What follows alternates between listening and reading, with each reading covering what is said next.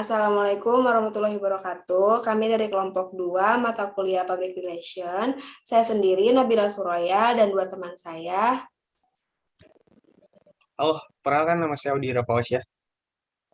Halo, nama saya Kesha Putri. Nah, guys, kalian ingat gak sih waktu itu kita yang tinggal di Pulau Jawa pernah mengalami pemadaman listrik di tahun 2019? Nah, kalian berpikir gak sih akibatnya apa dari adanya pemadaman listrik tersebut? Jadi akibat dari pemadaman listrik itu terjadi komputer lain tidak dapat beroperasi. Oh iya, gue inget juga. Pemadamannya berlangsung lumayan lama. Gue liat di berita, ada vihara yang terbakar. Mungkin karena arus listrik yang tidak konstan, atau terjadi sesuatu hal yang mengundang api. Iya, bener. Terus juga waktu itu seluruh lampu penerangan tuh mati, kayak lampu jalan, lampu lalu lintas. Terus lampu di tempat tinggal kita juga mati kan, yang bener-bener padam, gelap gitu. Iya, Nah, kita main game yuk. Game ini Oleh game mengkondisikan kita sebagai anggota PLN pada saat terjadinya pemadaman listrik yang hampir di seluruh Pulau Jawa ini. oh ini berkaitan ya sama materinya manajemen public relation di mata Iya, kuliah public relation kita. iya di iya. Berarti tujuan Jadi, kita menjadi anggota PLN saat terjadinya pemadaman Jawa, iya, agar dapat seolah-olah, menganalisis kejadian tersebut dengan sudut pandang manajemen public relation. ya benar. Oke, Jadi yuk kita kita mulai. seolah-olah anggota PLN. Nah, kalau lu sendiri gimana, Di? Kalau misalkan lu jadi anggota PLN nih, cara menanggulangi hal tersebut jika terjadi lagi? Oke, kalau jadi anggota PLN, pada saat itu pastinya saya akan melakukan pengumpulan informasi. Yang pertama, informasi, kemudian mengidentifikasi masalah, analisis sifat krisis, dan menjelaskan kondisi serta penanganan profesional kami sebagai PLN.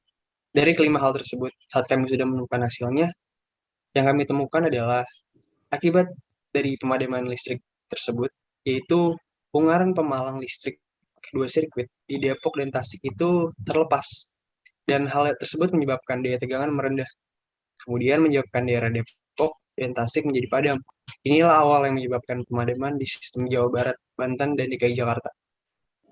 Nah, kalau Bila gimana? Nah, kalau kita juga sebagai anggota PLN harus menunjukkan kredibilitas dengan menginformasikan penanganan profesional, kepedulian terhadap para korban, dan kewajiban ekonomik dengan memberikan kompensasi upaya perbaikan PLN. Seperti yang pertama itu pengamanan dan scanning asesmen ground steel wire, yang kedua itu menyalakan pembangkit listrik tenaga air, dan yang ketiga itu pengaturan unit pelayanan yang akan membantu. Terus juga kalau misalkan gue pribadi ya, kita tuh bisa memberikan kompensasi kepada masyarakat yang perhitungannya ada dua nih. Yaitu yang pertama pelanggan subsidi dengan tarif non-adjustment sebesar 20%, lalu dikalikan dengan rekening minimum per 40 jamnya. Lalu sedangkan pelanggan konsumen dengan tarif adjustment non subsidi sebesar 35% dikaitkan dengan rekening minimum golongan tarif yang dilanggan. Kayak gitu sih. Oh, setuju guys ya. Ya, Kompensasi itu kayak penting. Karena pasti akibat dari pemadaman itu banyak perusahaan, pekerja, dan lainnya yang menjalankan suatu usaha menjadi terputus karena listrik yang memadam. Tentunya hal itu menyebabkan kerugian yang sangat signifikan. Iya benar. Oleh karena itu, manajemen public relation menjadi bagian yang penting dalam suatu perusahaan. Karena fungsi manajemen yang melakukan evaluasi terhadap sikap-sikap publik, mengidentifikasi kebijakan dan prosedur seseorang atau sebuah perusahaan terhadap publiknya, kemudian menyusun rencana, serta menjalankan program-program komunikasi untuk memperoleh pemahaman dan penerima publik. Nah, pemulihan nama baik perusahaan PLN ini juga mereka nggak hanya melakukan saat krisis terjadi, tapi juga mereka melakukannya setelah krisis mereda. Caranya mereka itu PR dari perusahaan PLN ini melakukan pemantauan dan potensi isu secara berkelanjutan. Lalu mengelola hubungan baik dengan media, lalu mereka memastikan juga bahwa mereka menyampaikan pesan dari perusahaan secara utuh tanpa mengurangi atau bahkan melebih-lebihkan. Sementara itu, mereka juga menghindari kesan defensif atau tidak melulu harus keluar dari pihak internal perusahaan. Kayak gitu guys. Manajemen public relation juga memiliki fungsi untuk membangun sebuah trust atau kepercayaan. Dengan perannya dalam fungsi manajemen melalui komunikasi sebagai alat utama dan juga peran dalam mengatur strategi perencanaan komunikasi maupun pemecahan masalah dalam perusahaan untuk membangun tingkat kepercayaan dan hubungan publik.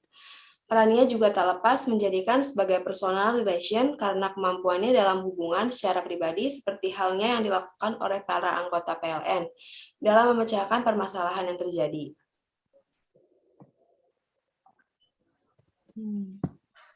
Jadi penting banget ya manajemen public relation itu.